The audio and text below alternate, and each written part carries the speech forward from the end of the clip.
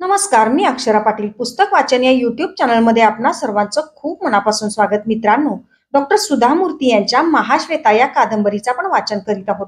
तत्पूर्वी चॅनलवर पहिल्यांदाच असाल किंवा चॅनल यापूर्वी सबस्क्राईब करायचं राहून गेलं असेल तर चॅनलला आधी सबस्क्राईब करा आणि पुस्तक वाचन कसं वाटलं हे कमेंट बॉक्समध्ये जरूर कळवा.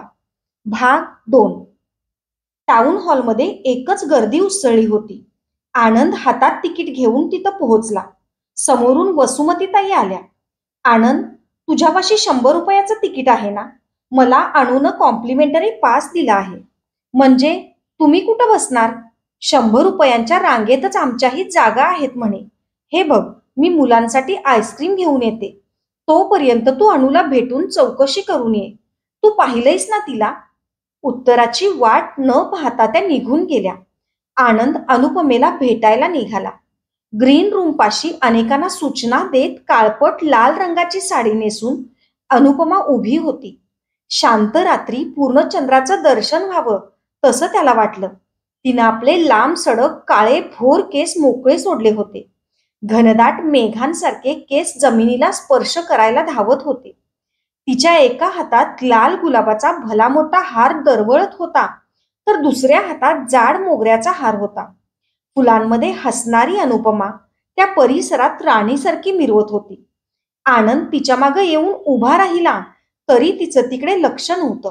तिच्या जवळच बसलेली एक मुलगी तिच्या कानात कुजबुजली. अनुपमानं मागं वळून पाहिलं. ओ, तुम्ही तिकीट आणलं नाही? आणलंय. कॉम्प्लिमेंटरी पासवाल्यांनी कुठं बसायचं म्हणून वसुमतीताई. त्यांचं वाक्य पूर्ण होण्याआधी अनुपमा घाईनं त्याच्याजवळ येऊन म्हणाली, तो लाल सोफा आहे ना, तिथं. तुम्हीही हवं तर तिथं बसू शकता. त्याच वेळी कुणीतरी तिला हाक मारली. आले आले म्हणत अनुपमा घाईघाईनं निघून गेली. सुगंधाचा एखादा ढग अवचितपणे यावा, भोवताली फिरावा आणि अचानक अदृश्य व्हावा तसं आनंदला वाटलं. एखादी वीज शलाका नजरेपुढे तळपून जावी तसा त्याला भास झाला. थोड्या निरुत्साहानंच आनंद खाली उतरला. आनंद निघून गेल्यानंतर अनुपमाची मैत्रीण तिला म्हणाली, कोण ग हा? बडच धेण दिसतंय. काय देखणं आहे ग? पुरे 100 रुपयाचं तिकीट घेतलेल्या माणसांशी नीट बोलून कर्तव्य पार पाडलंच पाहिजे ना. बरं, आता मी मेकअप रूम मध्ये जाऊ? सुमी, साडी काढून ठेवली आहेस ना? आधी अध्यक्षांचं भाषण, नंतर नाटक, त्यानंतर इतर करमणुकीचे कार्यक्रम, त्यानंतर पारितोषिकाचं वितरण. आनंदला अध्यक्षीय भाषणात कणभरही रस नव्हता. ते अर्ध्या तासांचं भाषण ऐकताना त्याला युगामागून युग लोटल्याचा अनुभव आला. त्यात आश्चर्यही नव्हतं म्हणा. भाषण संपताच घोषणा झाली. आता सादर करत आहोत बाणभट्टांची प्रथम कलाकृती. तिचं कन्नड नाट्यात रूपांतर केलंय कुमारी अनुपमा यांनी.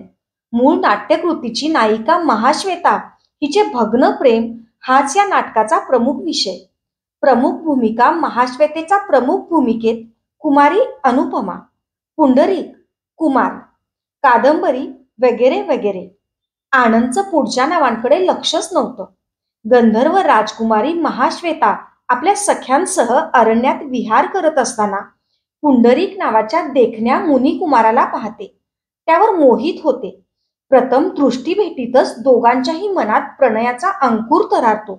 त्याचं गाढ प्रेमात रूपांतर होतं.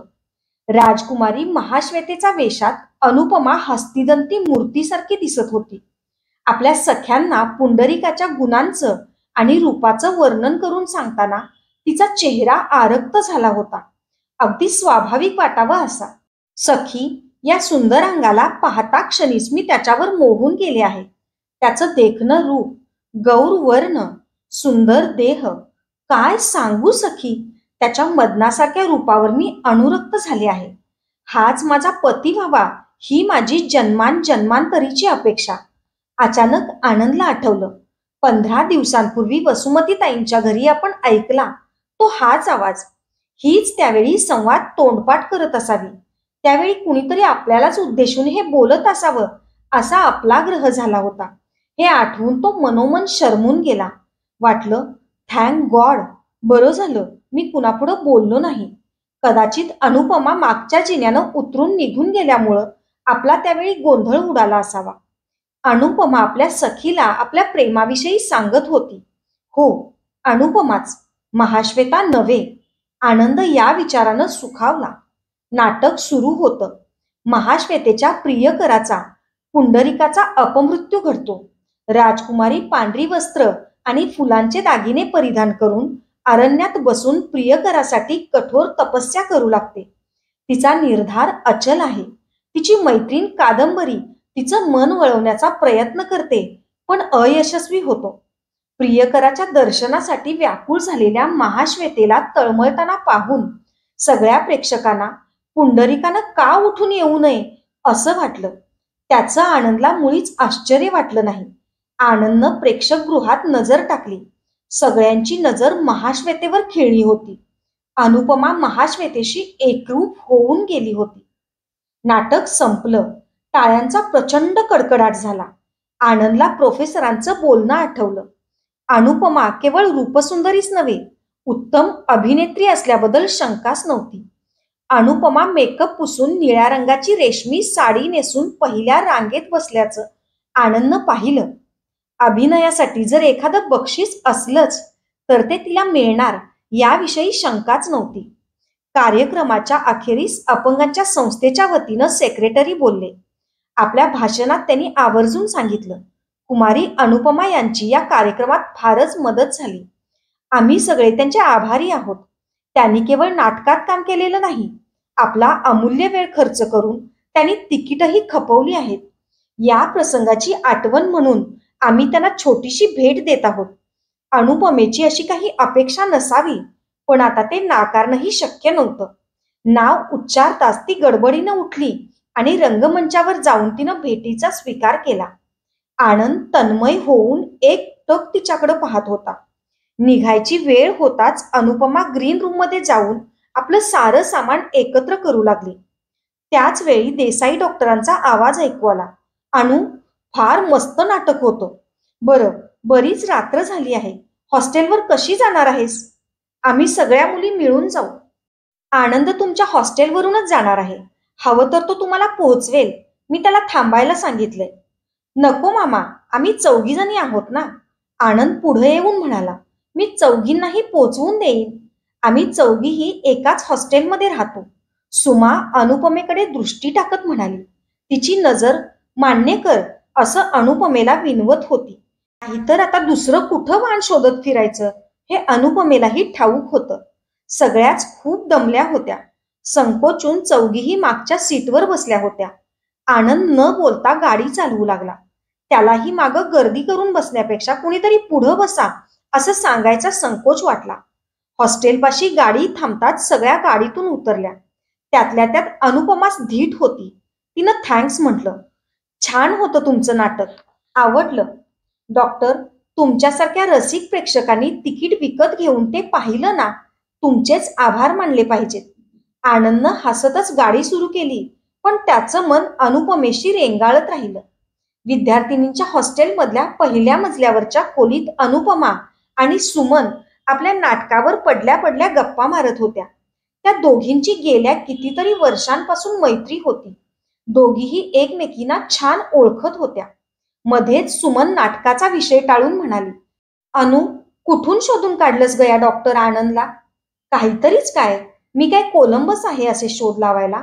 देसायांचा हा लाडका विद्यार्थी आहे. भरपूर पैसेवाला आहे म्हटल्यावर 100 रुपयाचं तिकीट त्याच्या गळ्यात मारलं, एवढंच. आणखी काही नाही. याआधी आणखी कधी भेटली होतीस त्याला? तेही सांगितलं होतं मी तुला. 15 दिवसांपूर्वी देसाईंच्या घरी नाटकाची प्रॅक्टिस करत होते, तेव्हा माडीवरच्या खिडकीतून त्यांना गाडीतून उतरताना पाहिलं होतं आणि तेव्हाच 100 रुपयाचं तिकीट त्यांना विकायचंच असं ठरवलं होतं. दुपारी तुझा फोन आल्यावर तशीच निघून आले म्हणून प्रत्यक्ष भेट झाली नाही. काही का असेना, ते जाऊ दे. तुझं आज महाश्वेतेचं काम अप्रतिम झालं. Thanks to me. अनुपमाची झोप कुठं पळून गेली होती कोण जाणे. अनु, तू पुंडरिकासाठी दुःख करत होतीस तेव्हा मला वाटलं उठावं आणि तुझा हात हातात घ्यावा. ते तू केलं नाहीस त्याबद्दल थँक्स हं. नाहीतर नाटकाचा शेवट शोकांताऐवजी हास्यकल्लोळात झाला असता. अनु, आनंद कुणाचा मुलगा? मला सारखं वाटतंय मी त्याला कुठंतरी पाहिलंय.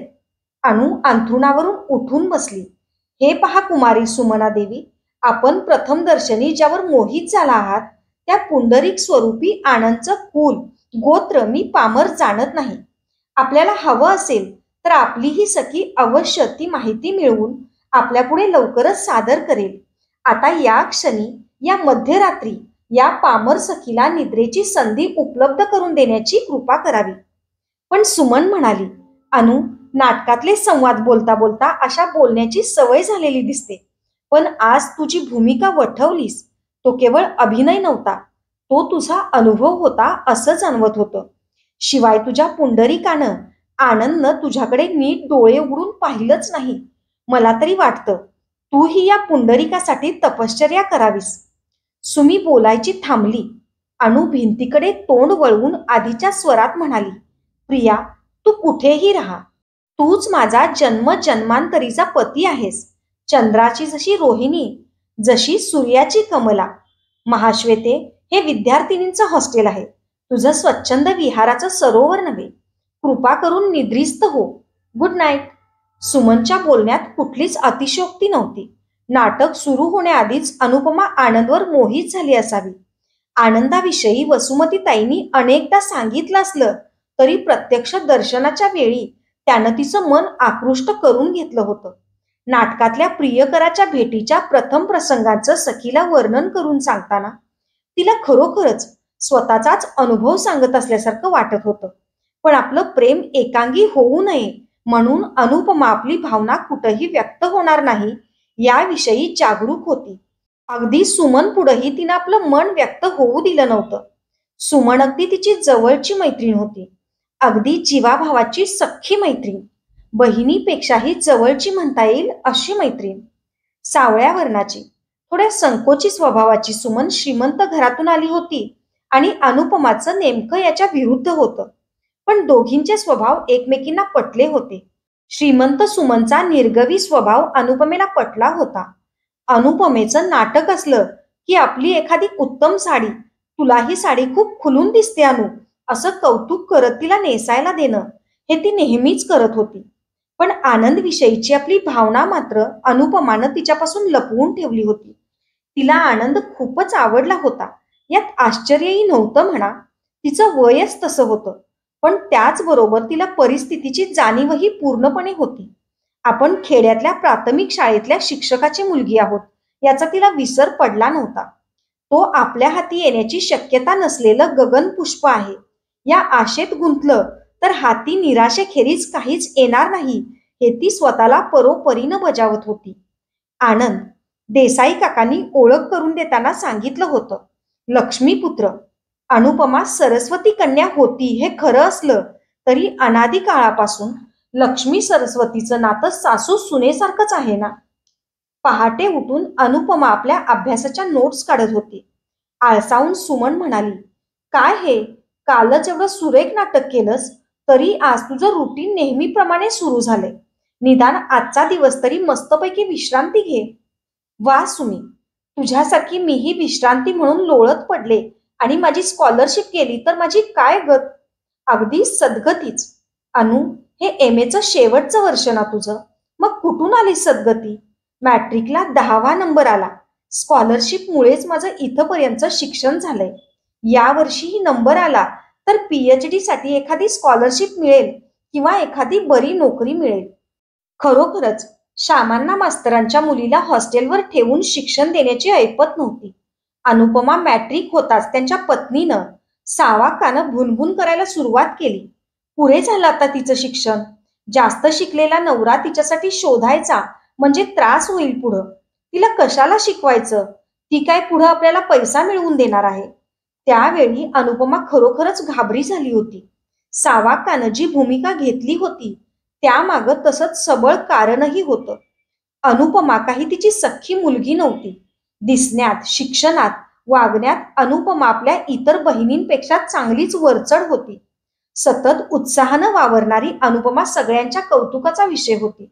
सावाका आणि तिच्या 2 मुली वसुधा आणि नंदा मात्र नेहमी म्हणायच्या, 4 अक्षरं येतात म्हणून उगाच भाव खाते मेली. शिवाय ती म्हण आहेच ना, एक गोरी लाख चोरी म्हणून त्यातलीच हिची गत. वसुधाला शिक्षणात फारसं काही हाताला लागलं नाही आणि नंदाच्या वागण्याला विनयाचं नेहमीच वावडं राहिलं. श्यामांना दुसऱ्या बायकोच्या हातातलं बाहुलं तर होतेच, शिवाय आपल्या मर्जीप्रमाणे अनुपमेसाठी करण्यासारखी त्यांची आर्थिक परिस्थितीही नव्हती. दैव मात्र तिच्या बाजूचं होतं.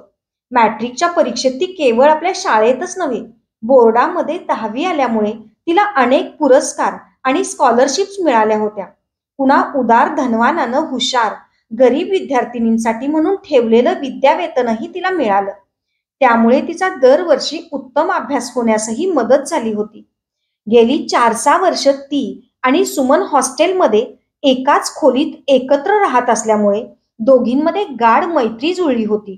या 3-4 महिन्यानंतर मात्र त्या दोघी दूर होण्याचा दिवस येणार होता. MA झाल्यावर सुमन आपल्या घरी जाणार होती. या वर्षीपासूनच तिचे आई वडील तिच्या लग्नासाठी धडपड करत होते. नवरा मुलगा विकत घेण्यासाठी त्यांच्याकडे हवा तेवढा पैसा असला आणि उत्तम सून आणि पत्नी होण्यासाठी आवश्यक असलेले सगळे गुण सुमनच्या अंगी असले तरी रूपाची बाजू डावी होती. त्यामुळे लग्नाच्या बाजारात आपली किंमत थोडी कमीच ठरणार आहे हे सुमनलाही ठाऊक होतं. ती थट्टेनं म्हणायची, अनु, तुझ्याबरोबर मी असते म्हणजे काजळाचं बोट लावल्यासारखंच, तुला दृष्ट लागणार नाही कुणाची. खरं की नाही? ही थट्टा ऐकून अनु व्यथित व्हायची. सुमी, मुद्दाम मला दुखवण्यासाठी हे बोलतेस ना? अनुपमा अभ्यासात गळून गेली होती. तिच्या मनातला पुंडरीक अदृश्य झाला होता. आता तिचं सारं लक्ष समोरच्या पुस्तकातल्या विषयावर एकाग्र झालं होतं. अनुपमा आणि तिच्या मैत्रिणींना हॉस्टेलवर सोडून परतत असतानाही आनंदला तिच्याविषयी काहीच माहिती समजली नव्हती. ती उत्तम अभिनेत्री आहे, सुंदर आहे, या व्यतिरिक्त आणखी काहीही ठाऊक नव्हतं. इतके दिवस मनात घोळणाऱ्या स्त्री रूपाच्या चेहऱ्यावरील पदर बाजूला व्हावा तसं काहीसं आनंदला झालं होतं. वर्षानुवर्ष जिचा मनाला ध्यास होता तीच अनुपमाच्या रूपानं साकार झाल्यासारखं भासत होतं. राधाक्कानी पती निधनानंतर त्याच्या मागे सतत लग्नाचा आग्रह धरला असला तरी आनंदनं तिकडं फार लक्ष दिलं नव्हतं. त्याच्या दृष्टीनं भावी पत्नीचं रूप महत्वाचं असलं तरी राधाक्कांच्या दृष्टीनं रूपा इतकंच घराणं आणि घराण्याची प्रतिष्ठाही महत्वाची होती. त्यामुळे लग्नाची धडपड सावकाश चालली होती. पण आता मात्र आनंदच्या मनातलं पत्नीचं रूप साकार झालं होतं. गोरी नितळ वर्णाची काळ्याभोर केसांची अनुपमा त्याच्या हृदयात ठाण मांडून बसली होती. हे आपलं मन. पण तिच्या मनात काय असेल? ती कोण? तिचं घराणं कुठलं असेल? तिचं आधीच कुठं लग्न ठरलं असेल काय? तिचं आणखी कुणावर आधीच मन जडलं असेल तर? आनंद निराश मनानं बाल्कनीत येऊन उभा राहिला. शुभ्र जुईच्या फुलांनी डवरलेला वेल बाल्कनीला व्यापून राहिला होता.